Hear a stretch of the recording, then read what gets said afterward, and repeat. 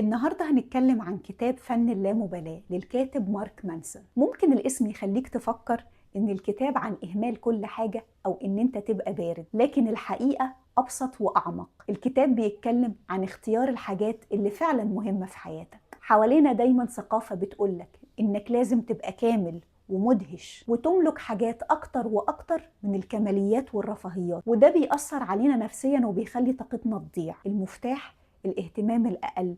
ركز فعلا على اللي يهمك ويأثر في حياتك، اللي يديك راحة وسلام داخلي. ومفيش أي حاجة غلط إن احنا نسعى دايما للأفضل في الحاجات اللي ليها معنى في حياتنا حسب قيمنا الشخصية. وده بالظبط اللي بيعلمه لنا كتاب فن اللامبالاة، إنك تهتم بالحاجات المهمة وتسيب اللي مش لازمك على جنب. ساعات بنحس إن فينا حاجة غلط، بنقلق وبنخاف وبنحس بالفشل، وبنشوف على السوشيال ميديا إن الكل عايش حياة مثالية، فبنصدق إننا أقل وإن مشاعرنا السلبية دي المفروض تكون مش موجودة. بس الحقيقة إن مفيش مشكلة إنك تحس بالسوء أحيانا، أو إن حياتك مش ماشية زي الخطة. فن اللامبالاة بيقولك تقبل ده، تتقبل إن حياتك ناقصة وإن العالم مكان مش مثالي. لأن القانون التراجعي بيقول لما تبطل تطارد الإحساس الدايم بالسعادة هتبدأ فعلا تحس بالرضا. وإنك لما تواجه مخاوفك وتبص لعيوبك بصدق وتبتدي تحل مشاكلك بتكسب ثقة حقيقية،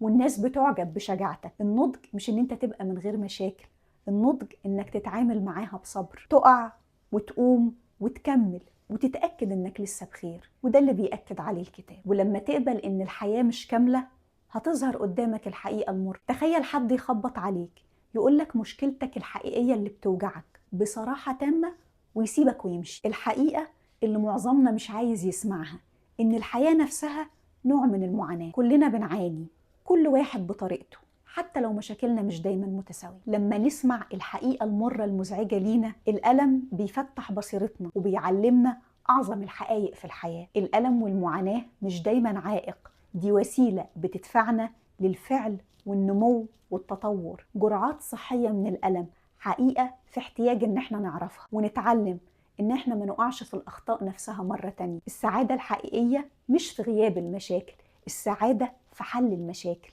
في الفعل، في إننا نتعلم من الألم ونتقدم برغم أي حاجة. وده بالظبط اللي بيعلمه لنا الكتاب، إزاي تتعامل مع الألم وتخليه يخدم حياتك بشكل أفضل. عمرك فكرت كل حاجة بنحلم بيها وكل شيء بنتمناه ليه جانب آخر؟ البيت اللي نفسك تعيش فيه، وظيفة أحلامك، العلاقة اللي تتمناها، كلها حاجات بتديك إحساس جميل، لكن في الوقت نفسه بتخليك تواجه تعب ومسؤولية ومخاطرة. لأن اللي بتكسبه ونفسك تحافظ عليه هو نفسه اللي ممكن تخسره وخسارته توجعك. إلا إن المعاناة جزء من الطريق، مش عيب فيه. السعادة مش في غياب الألم، السعادة في قدرتك على قبوله والتعامل معاه بشكل إيجابي. إنك تشوف التجربة الصعبة مش كعدو ولكن كجزء من اللعبة، لأنك ببساطة مش هتفوز لو ما لعبتش. فاختار اللي تكافح عشانه واقبل الألم عشان توصل، لأن حياتك تستحق.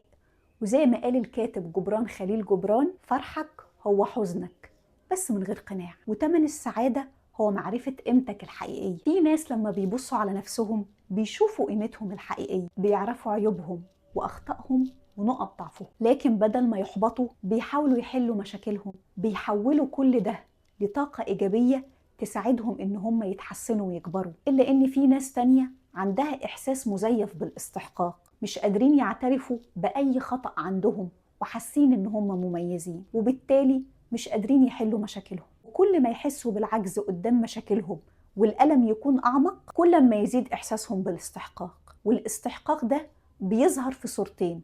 الصورة الأولى إن أنا شايف نفسي كامل والباقي أقل مني، وبالتالي أنا أستحق معاملة خاصة وامتيازات. والصورة التانية أنا عندي مشاكل وعاجز وبالتالي أستحق معاملة خاصة، وتظهر عقلية الضحية. ورغم اختلاف الصورتين إلا إن أساسهم واحد، الأنانية والرغبة في التعويض عن شعوره بعجزه. والحل إننا نعترف بنقاط ضعفنا النهاردة ونحاول بخطوات صغيرة نحسنها، ونعرف إن كل شعور ضعف بنمر بيه فرصة لتحسين نفسنا. والقوة الحقيقية إننا نحاول، ومعرفتك لقيمتك الحقيقية هتخليك سعيد حتى لو شخص عادي. وده بيطرح سؤال، عمرك حسيت إنك مش كفاية وإنك لازم تكون بطل استثنائي؟ إلا إن الحقيقة إننا مش لازم نكون استثنائيين طول الوقت. حتى الناس المميزة في حاجة معينة غالبا هي ناس عادية جدا في باقي حياتها. النسبة الأكبر من حياتنا عادية جدا، روتين، شغل، تفاصيل صغيرة ما فيهاش بطولات ولا لحظات مبهرة. بس الغريب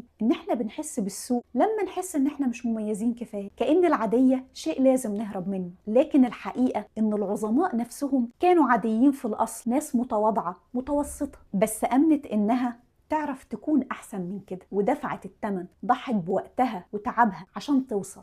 نفسيتك السوية تبتدي لما تتصالح مع العادية، لما تقبل إن جزء كبير في حياتك بسيط ما فيهوش اللي يلفت النظر بس حقيقي. وقتها بتتخلص من الضغط النفسي اللي عليك، ويهدى صوت المقارنة، ويفضل إحساس صادق واحد إن كفاية حتى وأنا عادي. ده كان الجزء الأول، ونكمل في الجزء الثاني.